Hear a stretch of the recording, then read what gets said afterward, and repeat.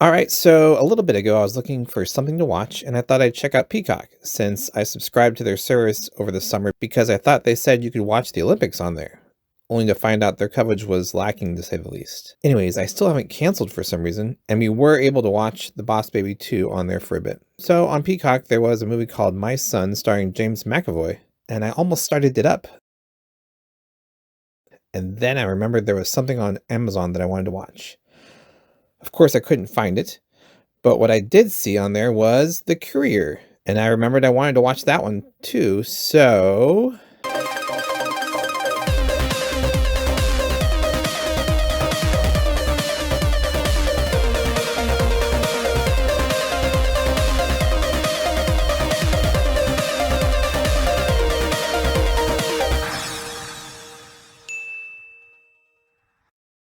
yep, I'm doing a review on The Courier, the 2020 film starring Benedict Cumberbatch and Rachel Brosnahan. It's a spy thriller that takes place during the Cold War in the 60s. Oleg Penkovsky, a colonel in the Soviet intelligence, became worried about his country's leader and how his actions could lead to nuclear war that could kill everyone.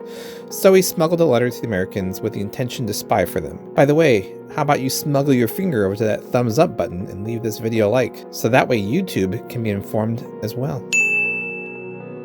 Back to the movie. Unfortunately, the CIA was unable to take on the task themselves because their embassy in Moscow was afraid of creating an international incident. So Rachel Brosnahan's character Emily Donovan went to MI6 in Britain to look for help. They didn't have any resources in place either, but they decided to approach a businessman who could start selling equipment to the Russians, and that's how Revel Wynn, played by Benedict Cumberbatch, became the Courier. For a spy thriller, I found this movie quite interesting. I enjoyed the many plot threads, from Wynn's work at trying to be a spy and constantly freaking out that he could get caught, to Penkovsky sneaking around some records rooms.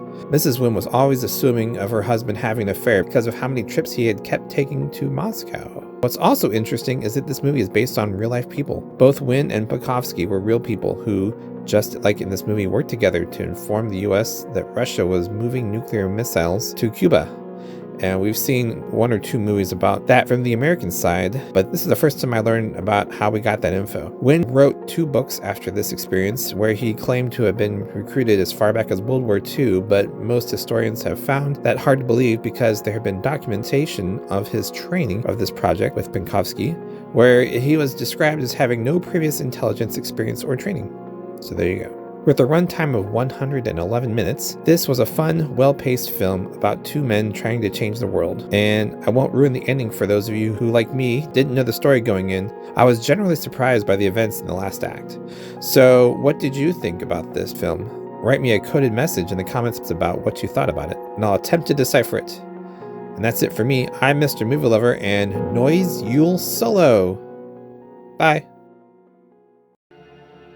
Noise you solo. Yeah. Did you know that is an anagram? Switch the letters around and it spells